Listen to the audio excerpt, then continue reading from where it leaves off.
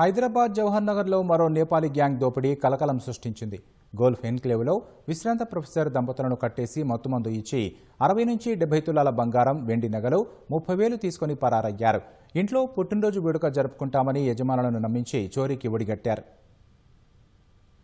Jawahar Nagar PS పరిధి కౌకూరులోని golf enclave లో విశ్రాంత ప్రొఫెసర్ దంపతులు నివాసముంటున్నారు. భీమ్ అనే నేపాలీ ఏజెంట్ ద్వారా భార్యాభర్తలు ఏప్రిల్ 24వ తేదీన ఇంట్లో పని మనుషులుగా చేరారు. తమ పుట్టినరోజు వేడుకను ఇంట్లో జరుపుకుంటామని యజమానులను నమ్మించారు. ఈ క్రమంలోనే కొంతమంది నేపాలీ వ్యక్తులను వేడుకకు ఆ ఇంటికి ఆహ్వానించారు. పక్కా ప్రణాళికతో వేడుక అనంతరం వృద్ధ దంపతులు మురళీధర్ మోహన్, విజయలక్ష్మిలను బెడ్రూంలో కాళ్లు చేతులు కట్టేసి మత్తుమందు ఇచ్చి దోపిడీకి పాల్పడ్డారు. చోరీకి సహకరించకపోతే చంపేస్తామంటూ బెదిరించి గొడ్డళ్లతో అల్మారాలు పగలగొట్టి 60 నుంచి 70 తులాల బంగారం, 20 తులాల వెండి, 30,000 నగదు ఎత్తుకెళ్లినట్లు బాధితురాలి సోదరుడు తెలిపారు. ఇంట్లో ఉన్న సీసీ కెమెరాలతో పాటు హార్డ్ డిస్కులను సైతం ధ్వంసం చేసి నీటిలో పడేసి ఆటోలో పరారైనట్లు వివరించారు.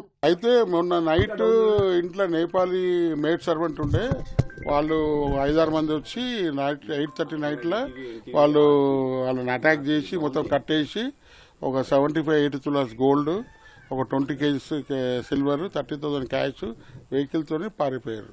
వాళ్ళు ఆధార్ కార్డు లేదు. నేపాలీ భీమ్ అన్నట్టు ఉన్నాడు ఏజెంట్, వాళ్ళ త్రూ వచ్చారు.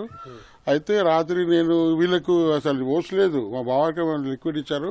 రాత్రి అంతా వాళ్ళ కరెంట్ అంతా మెయిన్ ఆఫ్ చేశారు. వాళ్ళు అదే ఒక బెడ్రూమ్లో ఉండే, ఆ బెడ్రూమ్లో వీళ్ళే కట్లు ఉన్నాయి కదా, ఒకళ్ళు చేసుకొని ఊడదీశారు. నిన్న మార్నింగ్ నుంచి పిలుస్తుంటే ఎవరు పలకడం లేదు.